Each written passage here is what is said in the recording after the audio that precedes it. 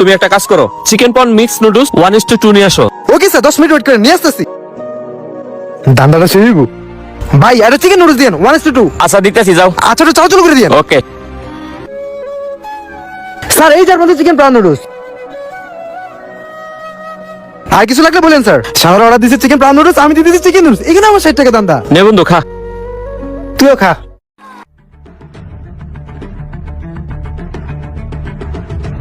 কি রে বন্ধু, আমরা চিকেন পন নুডলস অর্ডার দিলাম, চিংড়ি কই? হ্যাঁ তাই তো, কই বন্ধু? আসলে এটা অনেক বড় রেস্টুরেন্ট তো, মনে হয় চিকেন ব্যালেন্স করে দিছে, এজন্য পাওয়া যাইতেছে না। খাতো দূর বেটা, আমি তো আরো রেস্টুরেন্ট খাইছি, এরকম তো হয় নাই। ওইটারে ডাক দিই, বুঝলে? ডাক দেই, জিগাই। না থাক, পরেরবার বোধহয় মনে করবো। খা। না বন্ধু, এর আগেও আমি সেট মেনু খাইছি, আমার কাছে তখন চিকেন কম কম মনে হয়েছে। এরপর পিজার অর্ডার করছি, পিজার সাইজ ছোট ছোট মনে হয়েছে, কিন্তু ওদেরকে চোখ খুলে যায় কিছু বলতে পারি নাই। এরকম হইলে তো এই রেস্টুরেন্টে আর খাওয়া যাবে না, এখন থেকে বলি বিদ্যুৎ যে খামো।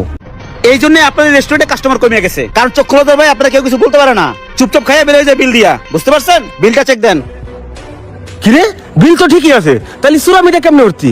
ইয়ে মানে স্যার কেমনে হচ্ছে বলতেছি স্যার। স্যার কইতাছি স্যার, কিডি মেশিন আছে না, কিডি মেশিন আমি বিল করতাম দুইটা, একটা দিতাম কাস্টমারে আর একটা রেস্টুরেন্টের জন্য রেখে দিতাম। যেটা কাস্টমারে দিতাম না ওটা ডিলার দিয়ে দিতাম। তুই তো একটা বিশ্বাসঘাতক লোক রে।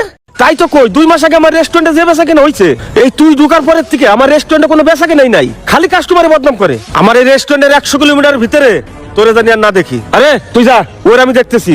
চাচা আরেকটা জিনিস দেখাই, ভাই ওরে 1 লাখ টাকা ফেলাই আমি পরীক্ষা করছিলাম, ও ঠিকই টাকাটা পকেটে ঢুকাইছে, ওর দুনিয়ার লোক, এক্ষুনি বের করে দেন। তোর অনেক লোক। যাবি রে হারাম দাদা, তাহাতে আমি চোর বলছি।